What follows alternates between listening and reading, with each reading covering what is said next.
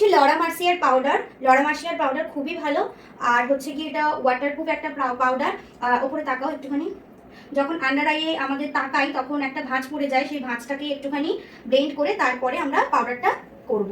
আচ্ছা, ফার্স্টেই বলি আমরা কি করি না, এখানে একদম পাউডার নিয়ে পুরো ফেস করার পরে মুখটা অনেকটা সাদা হয়ে গেছে। তো সেক্ষেত্রে তোমরা কি করবে, এই পাউডারটা এইভাবে নিলে, দেখো এখানে পাউডার নিয়েছি, নেওয়ার পরে আমরা এটাকে হাতে ভালো করে ড্যাপ করব। হাতে যতটা এক্সট্রা পাউডার সেটা লেগে গেল, দেন এবারে আমরা এইখানে বসাবো। তাহলে কি হলো, যতটা আমাদের পাউডার দরকার ততটাই কিন্তু আমরা ফেসেতে অ্যাপ্লাই করলাম। বুঝতে পারছো? অনেকেই আমরা করি যে এখান থেকে পাউডার নিয়ে একেবারে ডিরেক্ট ফেসেতে ইউজ করে দিই। তোমাদেরকে দেখাই, দেখো এই ফিনিশিংটা আর এই ডিরেক্ট পাউডার ইউজ করলাম। এই যে দেখো এই ডিরেক্ট পাউডার ইউজ করলাম, দুটোর ফিনিশিং বুঝতে পারছো? দেখো এটা কতটা সুন্দর স্কিনের সাথে মিশে গেছে, একটু জুম কর।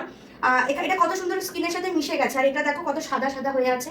তো সবসময় পাউডার হাতে ড্যাপ করে তারপরে ফেসেতে ইউজ করবে।